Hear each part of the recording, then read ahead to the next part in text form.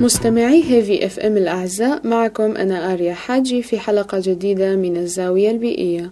موضوع حلقتنا اليوم سيكون إلقاء الضوء على مشكلة ثقب الأوزون، حيث يعاني العالم في الوقت الحالي من العديد من المشاكل البيئية التي تهدد الأرض وسكانها بالخطر.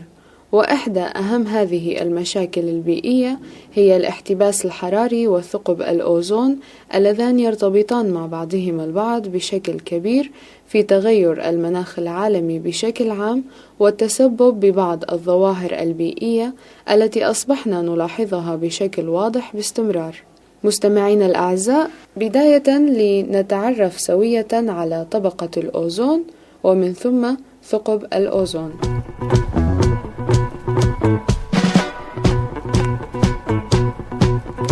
طبقة الأوزون هي عبارة عن إحدى الطبقات الغازية الموجودة ضمن الغلاف الجوي لكوكب الأرض، والتي تحتوي على غاز الأوزون بتراكيز عالية جدا. وغاز الأوزون هو غاز يتكون من 3 ذرات من الأكسجين، ويعتبر تركيزه في الغلاف الجوي قليلا جدا. وتوجد طبقة الأوزون في الستراتوسفير، وتعد ذات أهمية كبيرة جدا لكوكب الأرض، إذ أنها تعمل على حماية الأرض من الأشعة فوق البنفسجية الضارة التي تصل ضمن الأشعة الشمسية إلى الأرض، بحيث يعمل الأوزون الموجود في هذه الطبقة على التفاعل مع الأشعة فوق البنفسجية قصيرة المدى، فيتفكك ثم يعود الأوزون ويتكون من جديد عن طريق سلسلة من التفاعلات.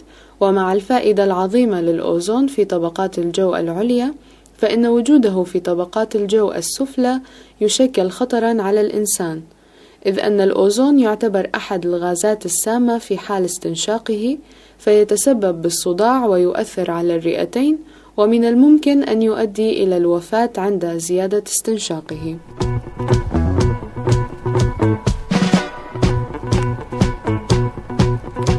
مستمعين الأعزاء، أما ثقب الأوزون فهو أحد الظواهر البيئية التي تم اكتشافها في العصر الحديث، بحيث يتم اكتشاف نقصان نسبة طبقة الأوزون بنسب كبيرة خاصة فوق القطبين.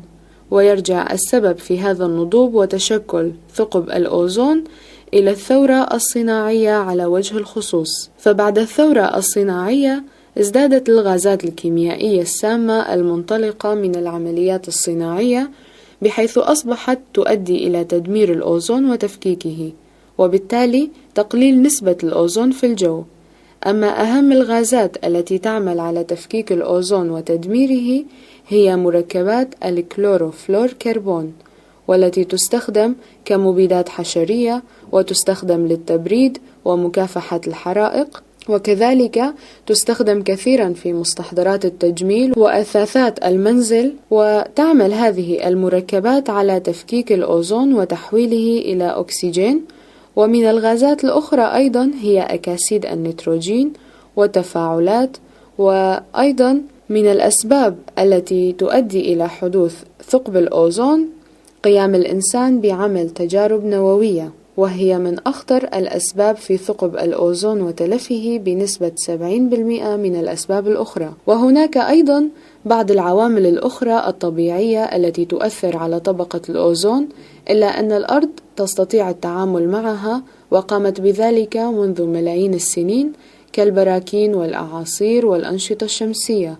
ويؤدي ازدياد ثقب الأوزون إلى العديد من العوامل التي تؤثر على صحة الإنسان، لمرور الأشعة فوق البنفسجية الضارة إلى الأرض، كالإصابة بالأمراض والسرطانات الجلدية، والتأثير على جهاز المناعة، بالإضافة إلى تأثيرها على النباتات والحيوانات والأرض على وجه العموم. مستمعين الأعزاء، وصلنا إلى نهاية زاويتنا البيئية لهذا اليوم عبر أثير هيفي اف ام. نتمنى لكم أوقاتا سعيدة.